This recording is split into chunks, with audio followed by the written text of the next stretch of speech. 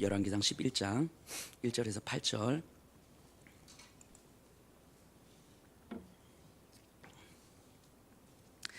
우리 한 절씩 저와 교독하도록 하겠습니다. 솔로몬 왕이 바로의 딸 외에 이방의 많은 여인을 사랑하였으니 곧 모압과 암몬과 에돔과 시돈과 헷 여인이라.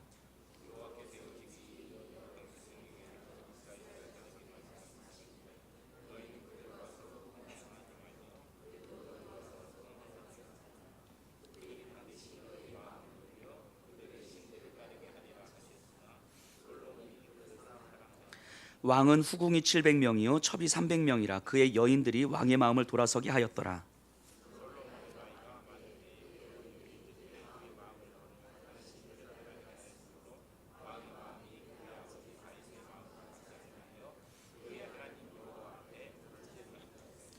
이는 시돈 사람의 여신 아스타롯을 따르고 암몬 사람의 가증한 밀곰을 따름이라.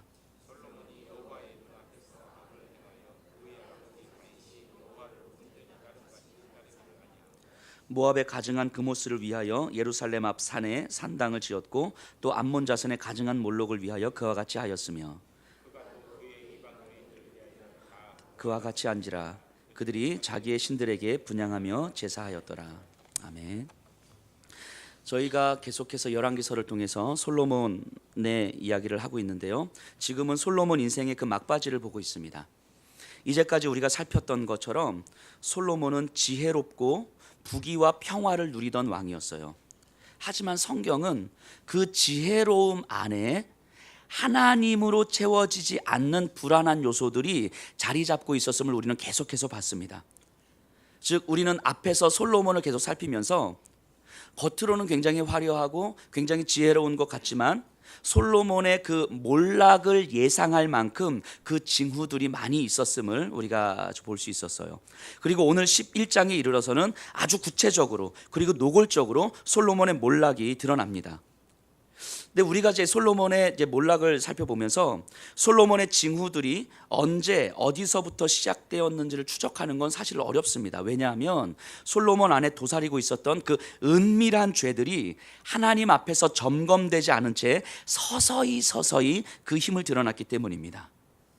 그러니까 솔로몬의 이야기는, 그러니까 우리의 인생 이야기가 실제로 비극으로 변하는 것, 몰락하는 것이 얼마나 쉬운지를 잘 보여줍니다.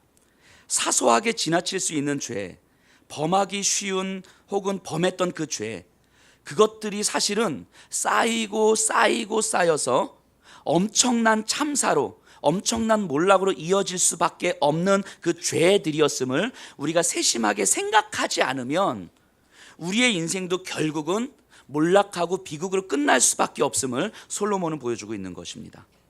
우리가 흔히 가장 지혜롭다고 여겼던 솔로몬 왕에게도 그런 일이 있었다면 이 삶의 몰락은 누구에게든 일어날 수 있는 것입니다. 그러니까 이 솔로몬의 이야기를 통해서 오늘 우리에게 주시는 그 하나님의 메시지를 분명히 들으셔야 됩니다. 그래서 아직 아무에게도 드러나지 않은 나의 이 은밀한 죄, 내 안에서 반복적으로 이루어지고 있는 그 은밀한 죄, 내 마음을 사로잡고 있는 그 은밀한 죄, 그것에 대해서 하나님은 말씀하고 있는 거예요. 여기까지다. 아직 안 드러내고 있는 건, 내가 너를 들추어내지 않은 건 여기까지다. 여기까지. 이제 그만해라. 여기서 멈추면 되는 거야. 하나님 이렇게 말씀하시는 거예요. 이렇게 말씀하시는데도 불구하고 우리 안에 마음을 빼앗기고 있는 이 은밀한 죄들을 멈추지 않으면 하나님은 하나님의 방식으로 반드시 들춰내신다는 거예요. 드러내신다는 거예요. 그것이 우리의 삶의 비극으로 이어지는 거죠. 이 솔로몬의 이야기를 통해서 그 은밀한 죄들이 어느 순간 하나님의 말씀 앞에서 점검되고 멈추어지지 않으면 하나님은 그것을 반드시 드러내신다고 하는 거예요. 그래서 솔로몬의 이야기를 통해서 우리에게 말씀하시는 거죠. 여기까지다. 이제 그만해라. 여기까지다. 이제 그만해라. 아직 내가 안 들춰내고 있기 때문에 여기까지다. 그만해라. 하나님이 이 말씀 우리에게 하십니다. 이 말씀 들으셔야 됩니다. 자, 1절 보세요. 11장 1절. 솔로몬 왕이 바로의 딸 외에 이방의 많은 여인을 사랑하였으니 곧 모압과 암몬과 에돔과 시돈과 헷 여인이라. 자, 사랑하였으니, 여인을 사랑하였다라고 이야기합니다. 이 사랑하다는 단어가 이제 아바드라는 단어인데요, 이게 열왕기상 3장 3절에서 솔로몬은 여호와를 사랑하고 이렇게 나옵니다. 사랑하고. 그러니까 여호와를 사랑한다라고 했을 때 그 단어와 지금 여기서 이방의 여인들을 사랑한다라고 했을 때 이 단어가 같은 단어거든요. 그러니까 여호와를 사랑하였던 솔로몬이, 그래서 솔로몬이 하나님 앞에서 여호와를 사랑했기 때문에 듣는 마음을 구하잖아요. 내 안에 하나님의 마음을 품고 싶습니다. 듣는 마음을 구한다고요. 왜냐하면 하나님을 사랑했기 때문이에요. 하나님의 마음을 아는 것이 가장 큰 기도 제목이었다고요. 솔로몬은 하나님의 마음으로 자신의 마음이 채워지기를 원했습니다. 그래서 솔로몬은 여호와를 사랑하였다라고 이야기해요. 그런데 여호와를 사랑하였다라고 했던 그 마음이 어느 순간, 솔로몬도 모르게 어느 순간 이방의 많은 여인들을 사랑하였다로 지금 가고 있는 거예요. 언제부터 갔는지는 아무도 몰라요. 하지만 서서히 가고 있는 거죠.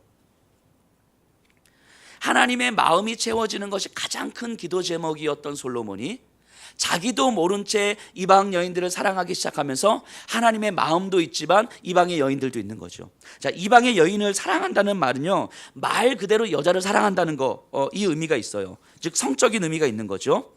그리고 또 한편으로는 이 여인을 사랑한다는 것은 권력을 사랑한다는 것과 똑같은 겁니다. 왜냐하면 이 당시 솔로몬의 결혼은 정치적 차원에서 정략적 결혼이기 때문에 강한 권력과 외교력을 추구하는 솔로몬의 모습이기 때문이에요. 이 이방의 많은 여인을 사랑했다라고 하는 것은 정치 권력을 사랑했다라는 말하고 똑같은 거죠. 그렇기 때문에 솔로몬의 마음에는요, 어느 순간 하나님의 마음으로 채워지기보다는 성적인 욕망과 권력을 향한 욕망으로 채워지기 시작합니다.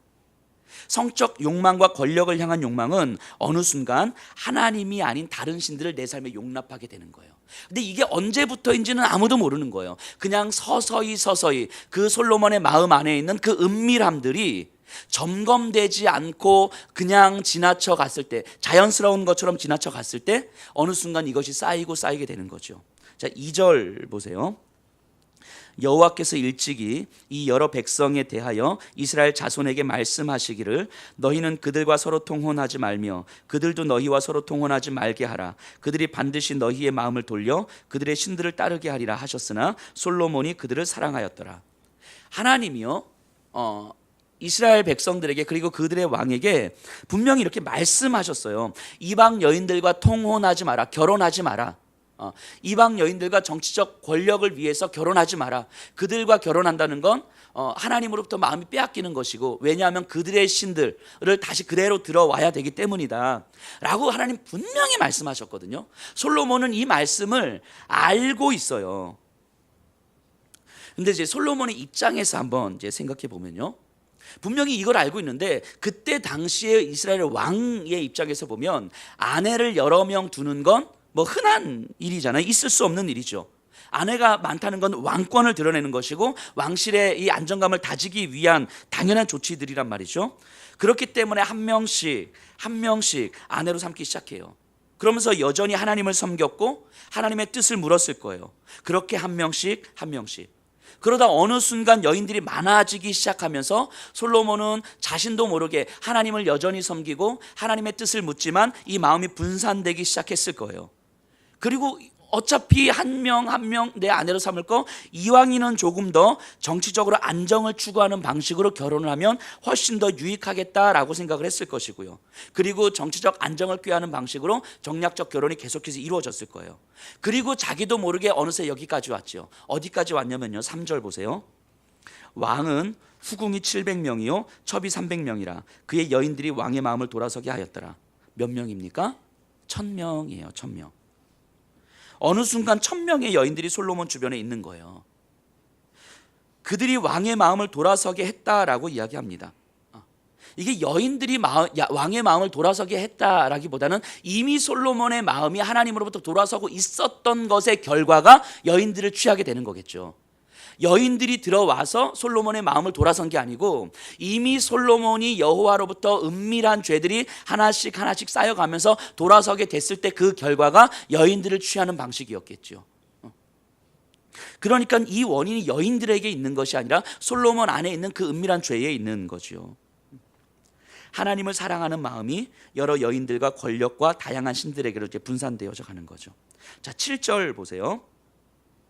모압에 가증한 그모스를 위하여 예루살렘 앞 산에 산당을 지었고 또 암몬 자손에 가증한 몰록을 위하여 그와 같이 하였으며, 여호와의 성전을 지었던 솔로몬이 이방신을 위한 전을 짓고 있는 거예요.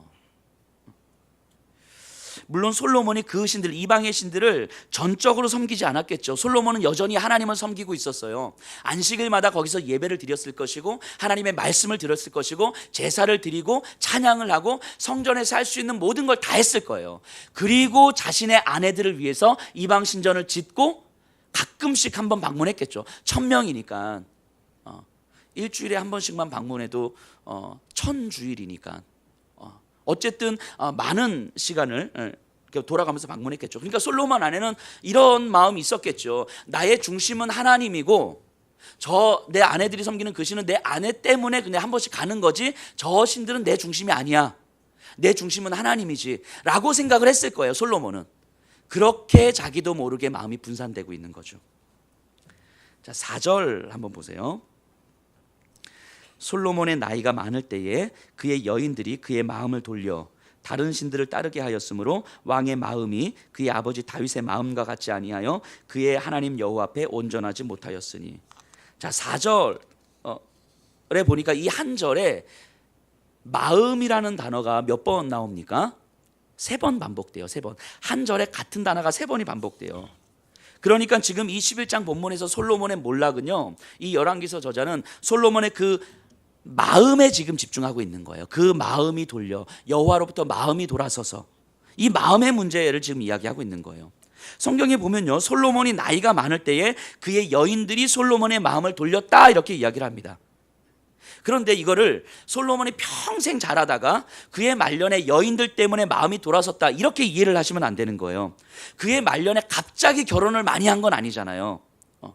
평생에 걸쳐서 한 명씩 이렇게 결혼을 한 거예요. 그러니까 솔로몬의 마음은 젊을 때부터 서서히 돌아서기 시작한 거예요. 자기도 모르게 언제부터 내가 돌아섰다 이런 게 아닌 거예요. 그냥 서서히 자기도 모르게. 우리가 이제까지 살펴봤던 것처럼요, 솔로몬의 이야기가 이어지는 내내 우리는요, 비극이 곧 닥치겠구나, 솔로몬의 몰락이 곧 임박하겠구나라는 신호들을 우리는 볼 수 있었어요. 솔로몬 자신은 못 봤을 뿐인 거지 우리가 성경을 보고 있는 우리는 계속 보고 있었잖아요. 오랫동안 솔로몬의 인생은요, 적어도 겉으로 보기에는 여전히 견고해 보였고 여전히 지혜로워 보였고 여전히 안정적이었고 여전히 영화로워 보였어요. 그러다가 어느 순간 이 은밀한 죄들이 조금씩 쌓이고 그 약해지다가 이 쌓였던 수많은 죄들로 인하여서 어느 순간 몰락하게 되는 거죠. 그 몰락하는 순간이 오늘 11장 본문인 거예요. 그러니까 솔로몬은 끝에 가서 뭔가 잘못된 선택을 한 것이 아니라 그의 인생 내내 잘못된 선택을 하고 있었던 거라고요. 단지 그것을 스스로도 인지하지 못했을 뿐인 거죠. 왜냐하면 여전히 하나님 앞에 있었고 여전히 예배를 드렸고 여전히 기도를 했고 여전히 말씀을 읽고 있었기 때문에 내 안에서 은밀한 죄들이 내 자신의 마음을 어떻게 뺏고 있었는지에 대해서 인식을 못했을 뿐인 거지, 성경을 보고 있는 우리들은 솔로몬은 젊은 시절부터 서서히 잘못된 선택을 하고 있었음을 우리는 알게 되는 거예요. 그러니까 솔로몬은요, 몰락하기 훨씬 전부터 서서히 죄에 빠지기 시작했다는 것을 알 수 있어요. 때문에 솔로몬은 왕에게 주셨던 말씀, 지난주에 우리가 살펴봤는데 3가지였어요. 은, 금을 멀리하고 여인을 멀리하고 마병을 자신을 위하여 두지 말라는 하나님의 그 말씀 앞에서 자신을 계속 점검했어야 됐어요. 하나님의 말씀에 내 마음을 들여다봤어야 됐어요. 내가 나도 모르게 어떤 죄에 서서히 물들어가고 있었는지를 점검했어야 됐어요. 나도 모르게 내 안에 여인들이 점점 내 마음에 많아지고 있었는지, 병마가 많아지고 있었는지, 은금이 내 안에 많아지고 있었는지, 이거를 말씀에 비추어서 나를 계속 점검했어야 됐어요. 내 일상에서 일어나고 있는 그 사소한 죄들에 내 마음이 어떻게 빼앗기고 있는지 주의 말씀으로 나를 돌아봤어야 됐어요. 솔로몬이요, 이 비극적 몰락을 피하고 싶었다면 매일매일 그 사소한 죄들과 싸웠어야 했다고요. 하지만 솔로몬은요, 그의 마음을 세심하게 들어보지 못했습니다.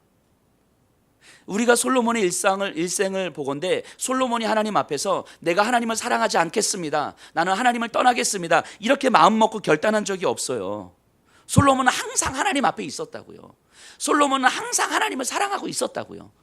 솔로몬은 항상 하나님의 마음을 듣고 있었다고요.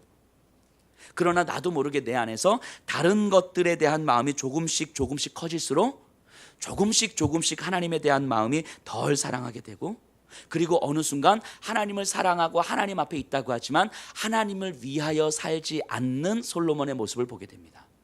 하나님 앞에 예배드리지만 하나님의 마음을 가지고 살아가기를 구하지 않는 솔로몬의 모습을 보게 돼요. 그래서요, 열왕기사 이 저자는요, 이 본문을 자세히 보면요, 솔로몬이 어떻게 우상 숭배를 했는가, 어떻게 음행을 했는가, 어떻게 돈을 사랑했는가, 어떤 이런 행위나 순간에 관심을 갖지 않아요. 열왕기사의 저자는요, 솔로몬이 우상 숭배를 했던 그 행위, 그 사건에 관심을 갖지 않는다고요.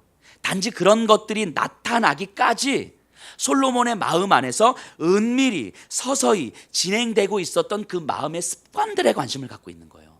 그래서 솔로몬이 인식하지 못하는 사이에 솔로몬 안에서 자기도 모르게 어떻게 부귀영화가 자기 안에 마음에 서서히 자리 잡고 있었는지, 자기도 모르게 어떻게 여인들이 마음에 자리 잡고 있었는지, 권력을 향한 욕망이 자기 마음에 자리 잡고 있었는지, 이 은밀히 진행되는 그 마음의 습관들에 이 열왕기서의 저자는 관심을 갖고 있는 거죠.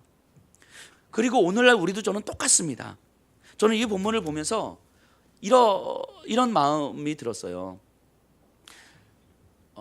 하나님이 이렇게 말씀하시는 것 같은 거예요. 내가 솔로몬을 통해서 너에게 보여줬잖아. 내가 솔로몬을 통해서 너에게 보여줬잖아.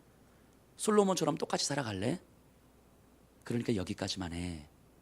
이렇게 말씀하시는 것처럼 들리는 거예요. 우리의 일상에서요, 아무도 모르는 시간과 아무도 모르는 공간에서 내 마음에서 일어나고 있는 그 은밀한 죄의 영향들을 한번 살펴보셔야 돼요. 이 정도는 뭐 괜찮겠지 뭐, 이건 아무도 모르지 뭐, 이런 것들을 살펴보시라는 거예요. 하나님 말씀하시잖아요. 솔로몬도 그랬다고요. 근데 솔로몬을 통해서 내가 너에게 보여주잖아. 그러니까 여기까지만 해. 사람들은 다 속일 수 있지만 나는 너 중심 보거든. 여기까지만 해. 의지적으로 어떤 행동을 하지 않더라도 내 마음에서 하나님의 마음을 몰아내고 있는 그 사소한 죄들, 반복적으로 내 안에서 이루어지고 있는 이 죄들을 살피셔야 되는 거예요. 우리 안에 아무에게도 드러나지 않는 그 은밀한 그 음란함들, 아무도 없는 그곳에서, 혼자만 있는 그 시간과 그 공간 속에서 나만이 알고 있을 거라고 느끼는 그 음란함들, 아무도 모르는 내 안에 그 시기와 미움, 돈을 사랑하지만 아무도 모르는 이 과도한 애착들, 하나님을 찾고 싶지 않은 마음이지만 신앙 좋은 사람으로 보여주고 싶은 이 교만함들, 성령님의 눈으로 내 안에 숨겨진 죄들을 보셔야 하는 거예요. 그렇지 않으면요, 이 죄들이 아무것도 아닌 것처럼, 이건 뭐, 이 정도는 뭐 라고 넘어갔던 이 죄들이 내 마음을 조금씩 하나님으로부터 무뎌지게 만드는 거예요. 나도 모르게. 그리고 나도 모르게 어느 순간 내 마음이 조금씩 돌아서게 되는 거죠. 하나님의 마음으로 나를 채워가지 못합니다. 하나님의 마음으로 나를 채워가지 못하면요, 나는 하나님과의 관계에서 헛발질하고 있는 거예요. 헛발질. 솔로몬이 그랬잖아요. 하나님 앞에 항상 있었다고요. 하나님의 말씀 항상 들었다고요. 근데 헛발질하고 있는 거라고요. 헛발질.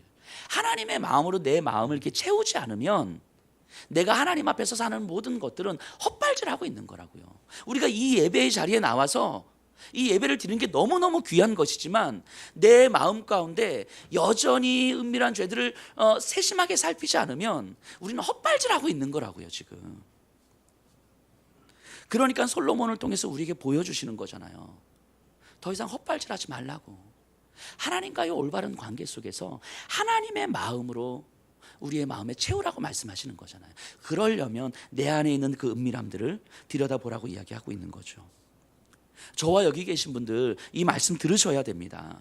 정말 들으셔야 돼요. 심각하게 들으셔야 됩니다. 지금 우리 마음에서 은밀히 진행되고 있는 것들 하나님 다 아신다고요. 지켜보신다고요.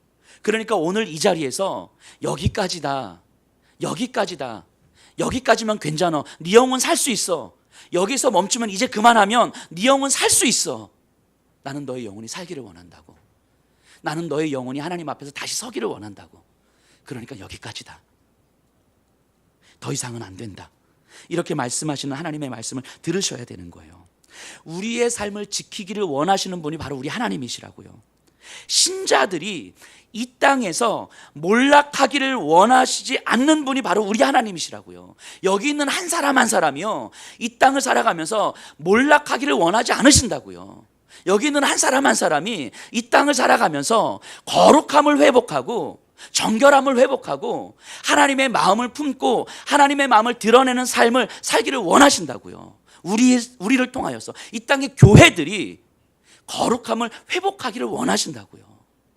그러니까 솔로몬이 열왕기상 3장에서 하나님 나에게 듣는 마음을 주십시오 구했던 그 마음이 우리에게 회복되어야 되는 거라고요. 그리고 우리가 조금 더 생각해 볼 것은요, 우리의 마음이 하나님으로부터 돌아서서 멀어지고 있다면요, 점점 멀어지고 있다면 우리가 가지고 있는 어떠한 은사, 재능, 심지어 회개조차도 우리를 죄에서 지키지 못합니다. 꼭 아셔야 됩니다. 우리의 마음이 하나님의 마음으로 채워지지 않으면, 하나님으로부터 돌아서 있으면 우리가 가지고 있는 재능, 하나님이 주신 은사, 심지어 우리가 회개하는 것조차 우리를 죄에서 지키지 못한다는 사실을 아셔야 되는 거예요. 솔로몬의 마음이 하나님으로부터 돌아서면서 하나님의 선물인 그의 지혜조차 어리석음으로 바뀌는 것을 우리는 보게 됩니다. 그 수많은 지식과 그 지혜로움이 하나님의 마음으로 채워지지 않았을 때는 매우 어리석은 것이 되어버리는 거예요. 그가 지혜롭다는 것이, 그가 많은 은사를 가지고 있다는 것이 그 자체로 하나님의 영광을 드러내는 것이 아닌 거예요. 그의 마음이 하나님의 마음으로 채워질 때에야, 하나님의 마음을 품고자 할 때에야 그의 지혜가 빛을 발하는 거라고요. 하나님의 마음으로 채워져야 그의 재능과 그의 은사가 빛을 발하는 거라고요. 우리가, 저와 여기 계신 분들에게 주신 하나님의 은사가 있어요. 재능들이 있습니다. 그 재능들은요, 분명히 하나님의 나라를 세우는데 유용하게 사용될 것입니다. 분명히. 하지만 그 경우는요, 하나님께 영광을 돌리는 일에 그 하나님의 마음을 품을 때, 그때에만 가능한 거예요. 하나님의 마음을 품고 이 마음으로 하나님께 영광 돌리고 싶습니다 라고 하는 그 마음이 있을 때에만 우리의 재능과 우리의 은사들이 하나님 앞에서 유용하게 사용되는 거라고요. 우리의 마음이 하나님으로부터 떠나 있을 때에는 그분이 주신 은사라도 하나님을 거스르는 데 사용될 수밖에 없어요. 심지어 더 많은 은사를 받으면 받을수록 하나님의 은혜로부터 떠나 있을 때 더 많은 손해를 입힐 가능성이 있습니다. 아무리 많은 재능을 우리가 하나님으로부터 받았다 할지라도 우리의 마음이 하나님으로부터 멀어져 있으면 하나님의 은혜에 손상을 입히는 방식으로 사용될 수밖에 없다고요. 그렇기 때문에 목회자들이, 그렇기 때문에 앞에 서 있는 자들이 훨씬 더 큰 영향을, 그것이 좋은 영향이든 나쁜 영향이든 훨씬 더 크게 영향을 끼칠 수밖에 없는 거라고요. 그러니까 많은 은사를 받으면 받을수록 훨씬 더 거룩함을 유지해야 되고요, 훨씬 더 정결함을 유지해야 되고요, 훨씬 더 주님 앞에 주님의 마음을 구해야 되는 거예요. 우리 아이들을 가르치는 우리 선생님들, 또 이 땅의 모든 그리스도인들 마찬가지인 거죠. 이 불신자들, 하나님을 믿지 못하는 이 세상 가운데 영적 리더로 서 있는 분들 아닙니까? 그리스도인들은. 그러니까 하나님 앞에서 훨씬 더 거룩한 방식으로 우리의 은밀한 죄들을 바라보고 하나님 앞에 서야 되는 거예요. 그러지 않으면 하나님을 알고 있고 예수님을 믿고 있고 예수님을 믿고 있기 때문에 주시는 그 모든 것들로 하나님의 은혜에 손상을 입히는 방식으로 사용될 수밖에 없다고요. 그렇기 때문에 말씀드렸던 것처럼 열왕기서의 저자는 솔로몬의 몰락을 결국 그의 마음의 실패로 진단하고 있는 거예요. 서서히 이루어지고 있었던 그 마음의 실패, 우리가 아무리 신학 공부를 많이 하고요, 내 모든 것을 내어줄 만큼 구제하고 열심히 섬기고 헌금을 아무리 많이 하고 말씀 가르치는 일을 하더라도 우리 안에 하나님의 마음을 사모하지 않으면 우리를 결코 죄에서 지키지 못합니다. 하나님의 마음을 사모하지 않으면 우리는 영적 실패에서 우리를 지켜주지 못한다는 거예요. 솔로몬 하나님을 떠난 적이 없다고요. 솔로몬이 하나님을 떠난 적이 없다고요. 회개도 했을 거예요. 분명히 회개도 했을 거예요. 그런데 솔로몬에게는 하나님의 마음이 서서히 사라져가고 있어요. 우리가 많이 오해하는 게 있어요. 회개를 굉장히 많이 오해해요. 회개의 본질이 무엇입니까? 회개가 뭐예요? 하나님, 나 이거 잘못했습니다. 용서해 주십시오. 이게 회개입니까? 아니에요. 회개를 그렇게 오해하시면 안 됩니다. 내가 무엇을 잘못했느냐가 아니에요. 회개의 핵심은 그로 인하여서 하나님의 마음이 얼마나 아프실까. 이게 회개의 본질이죠. 그로 인하여서 하나님의 마음이 얼마나 아프실까. 내 은밀한 이 죄로 말미암아 하나님의 마음 얼마나 아프실까. 내가 이런 모습으로 말미암아 우리 아버지 하나님의 마음이 얼마나 아프실까. 이게 회개의 핵심이에요. 예를 들어서 생각해 보면요, 예를 드는 거예요. 제가 아들이 있고 딸이 있는데 제 아들이 예를 들어서 그 마음에 분노가 가득한 거예요. 근데 그 모습을 제가 알아요. 그래서 그것 때문에 너무 마음이 아픈 거예요. 근데 이 아이가 저한테 아빠, 내가 신발 정리 못해서 죄송해요. 아빠, 내가 장난감 놀고 치우지 않아서 죄송해요. 내가 엄마 말씀 안 들어서 죄송해요. 계속 죄송해요 할 때 저는 그 아이를 보면서 더 마음 아플 거라고요. 무슨 말씀인지 이해되십니까?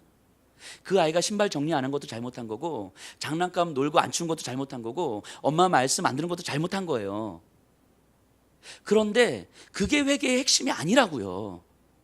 그런 나를 보면서 아빠의 마음이 어떨까, 그 아빠의 마음을 헤아리면서 그 마음이 얼마나 아플까, 이걸 헤아리는 게 회개의 핵심이라고요. 그럼 아빠가 무엇 때문에, 나를 보면서 무엇 때문에 가장 마음 아프실까, 이걸 생각하는 게 회개의 핵심이라고요. 근데 우리가요, 아마 솔로몬 저는 그랬을 거라고 생각합니다. 내가 뭘 잘못했는지, 하나님 이거 잘못했고요, 저거 잘못했고요, 저거 잘못했고요. 그러니까 계속 헛발질하고 있는 거라고요. 헛발질하고 있는 거라고요. 하나님의 마음을 품지 않으니까, 잘못한 것만 고백하면 된다고 생각하니까, 그러니까 우리는 항상 이거 잘못했어요, 저거 잘못했어요, 용서해 주세요, 계속 이것만 하고 있으니까 계속 용서해 주세요 하면서도 안 되는 거라고요. 신발 정리해서 용서해 주세요. 근데 또 장난감 어질러, 이거 용서해 주세요. 또 엄마 말 안 들어, 또 용서해 주세요. 이것이 끊임없이 지속된다고요. 평생 용서해 주세요, 용서해 주세요, 용서해 주세요 이러면서 끝난다고요.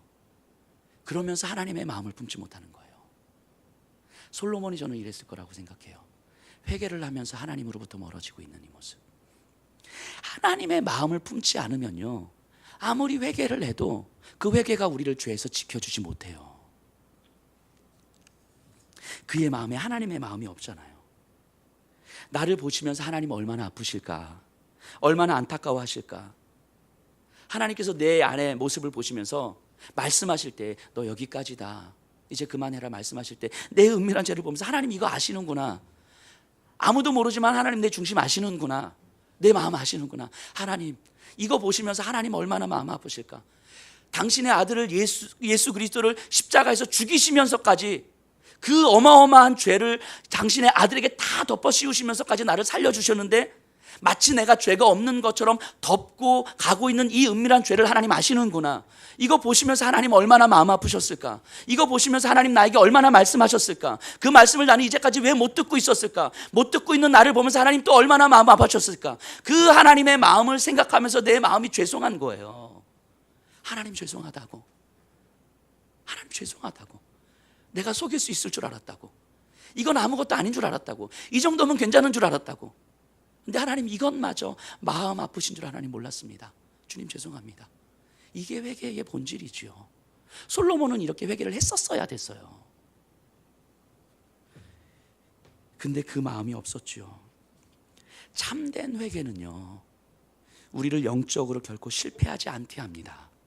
우리의 재능, 은사들을 하나님의 영광을 위해 사용할 수 있도록 만들어줘요. 참된 회개는요. 자, 저와 여러분들 어떻습니까? 저는 말씀을 준비하면서 계속 제 자신에게 질문을 던져봤어요. 시간이 지나면서, 아니 제가 예수평학교를 개척하고 지금 3년이 지났는데 3년이 지내는 동안에 내 안에서 하나님 아버지의 그 마음을 점점 더 깊이 품어지고 있는가? 내 안에서 예수님의 마음을 더 깊이 품고 있는가? 예수님을 사랑하는 데 있어서 점점 더 깊어지고 있는가 내가? 아니면 점점 나도 모르게 무뎌지고 있는가? 열심이라는 이유로, 많은 행사라는 이유로, 아니면 내가 열심히 말씀 보고 있다는 이유로, 내가 헌금 열심히 한다는 이유로, 내가 예수님의 마음을 더 깊이 품고 예수님을 더 깊이 사랑하는 그 마음이 점점 무뎌지고 있는가? 무감각해지고 있는가? 그 어마어마한 죄를 용서해 주시기 위해서 십자가에서 죽으셨던 그 예수님의 십자가를 생각하면서 정말 내 마음이 아려왔고 내 마음이 아파했던 그런 적이 과연 나에게는 언제였었던가? 그 십자가를 생각하면서 눈물을 흘려본 적이 언제인지 기억도 나지 않는 우리들의 마음을 돌아보면서 이 마음을 보시면서 우리 주님 얼마나 마음 아프실까? 이 무뎌진 내 마음 보면서 하나님 얼마나 마음 아프실까? 하나님 이것 때문에 하나님 얼마나 마음이 아프실지 하나님 미처 저 생각하지 못했습니다. 죄송합니다. 이 마음 우리에게 필요한 거 아닙니까? 누군가의 고백을 생각해 봅니다. 내 마음 깊은 곳에서 이런 고백하기 원한다고 시를 썼어요. 이 내가 쓴 시처럼 이렇게 간절하게 원한다고, 안 되는데 이 마음처럼 살기 원한다고 그러면서 시를 썼어요.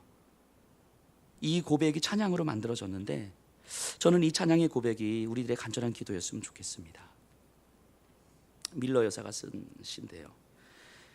주 예수보다 더 귀한 것은 없네.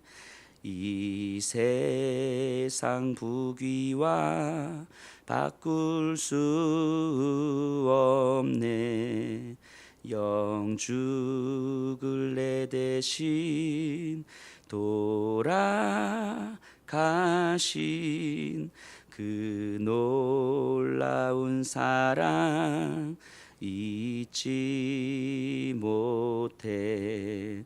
세상 즐거움 다 버리고 세상 자랑 다 버렸네. 주 예수보다 더 귀한 것은 없네. 예수 밖에는 없네. 우리의 마음이 간절하게 이 마음이었으면 좋겠습니다. 우리 다 같이 일어나